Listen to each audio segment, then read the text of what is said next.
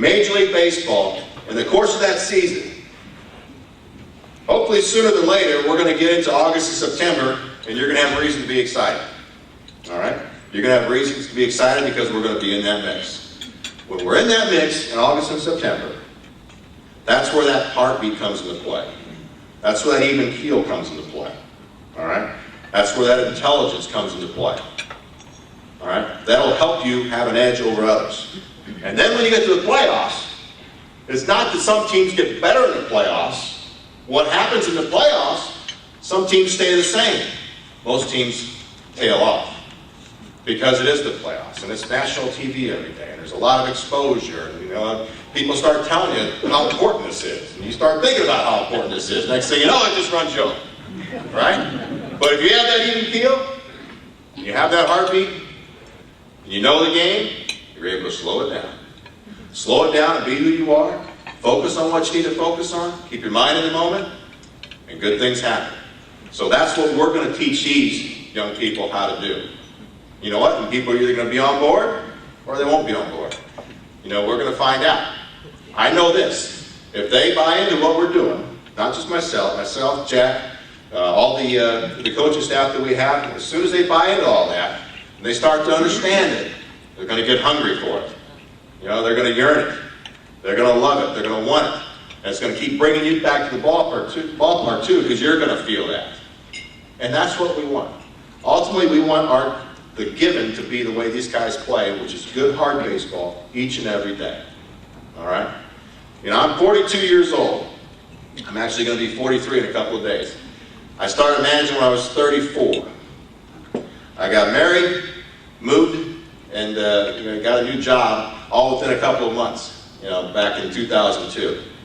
And I had 7 years at the big league level, 5 years at the minor league level with the Cleveland Indians. I hired Buddy Bell as my bench coach for the first 2.5 years before he went off and started managing Kansas City. And I've learned about 20 years worth of baseball in 2.5 years being with Buddy. One thing that I'm a big believer in is surround yourself with people that are smarter than you, better than you, and sometimes even tougher than you. And if you can do that, it allows you to get better each and every day. Every now and again I can get up on my soapbox and feel like there's nothing you can tell me because I'm right and this, that, and the other. I want people around me that can knock me down. I want people that can set me straight. I want people that can make me better. It's my job to make sure that I make everybody around me better. I look at it as their job the same way to help me get better. And that's the attitude we have. What these players can do for each other is 10 times more important than what I can do for them. And we're going to ultimately teach them how to do that. People talk about leadership. You have to have leaders. You have to have leaders. Leadership's tough to come by these days, especially with young people. Especially with young people. But we're gonna have that here. I don't know where it's going to come from. We're going to help them. We're going to help them understand what it means to have a conversation from time to time, to have a difficult conversation. That maybe it's not the most important thing to just be liked. Maybe the most important thing is to be respected. So there's a lot of things that's going to be going on here from an intangible standpoint that I think it'll be very exciting for you to be a part of. And I'm going to get in that room on February 14th. First day pitchers and catchers are working out on the field. And then again on February 19th, the first day of position players. And I'm going to be talking to these kids. And believe you me, this will be about 1/100th of what I give them. So if you can imagine that for about an hour period of time in their life will change as they know it on the baseball field.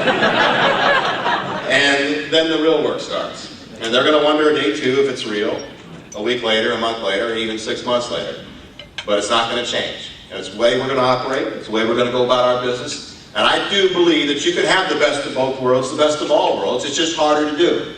But it's worth doing. You need to do it. We're going to do it here. It's going to be a great ride. We're going to have a lot of fun doing it. And I want to thank you in advance for your support. Seattle's been great already to Kate, myself, and our kids.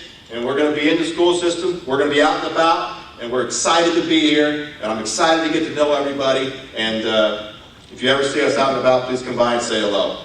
Thank you very much.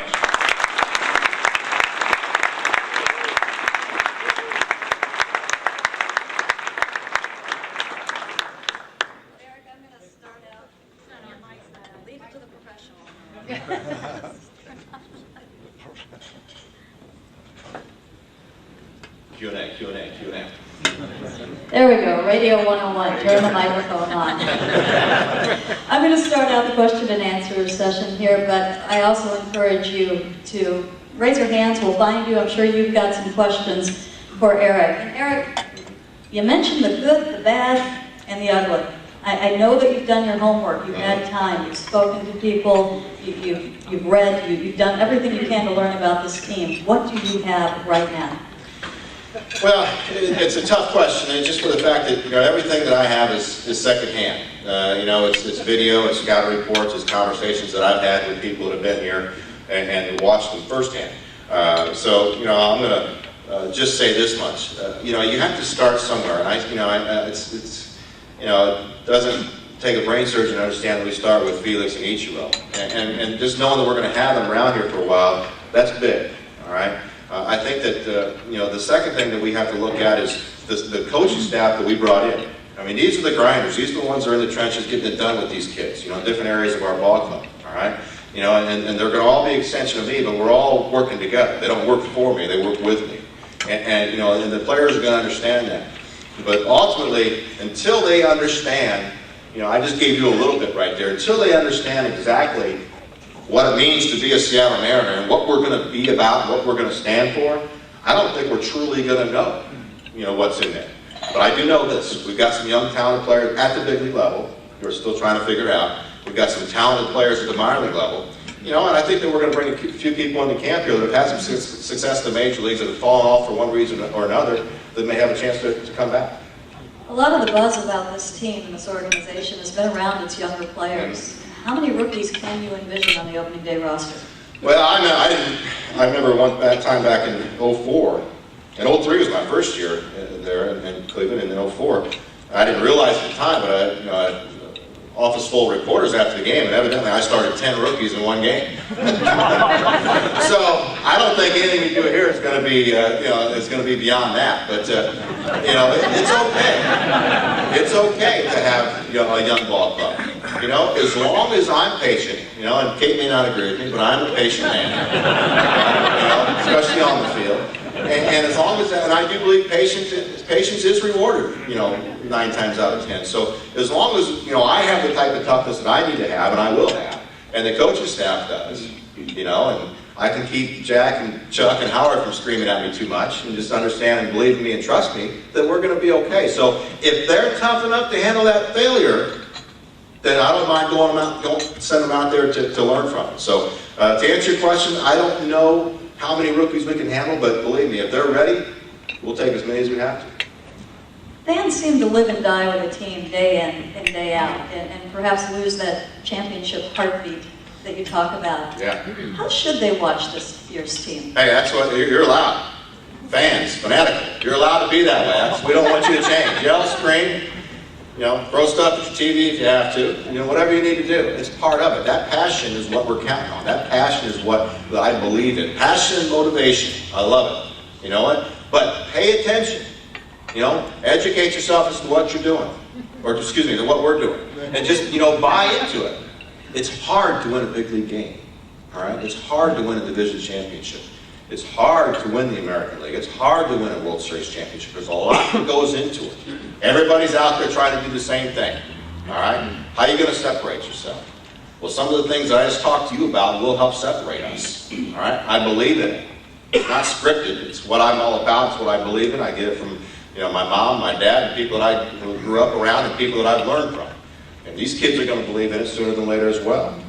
And that's that's the attitude we have to take on. I think we're going to open this up to the audience. I think I see a we have a question back here. Sure. So perhaps this is a false premise, but it feels like in the last several years, batters with decent batting averages come to Seattle to lose their batting average and leave Seattle to regain it. What is it going to take to fix that issue? Well, I've had multiple functions this week, going out and speaking engagements and whatnot, and obviously I get a lot of questions on the offense, rightfully so. Last year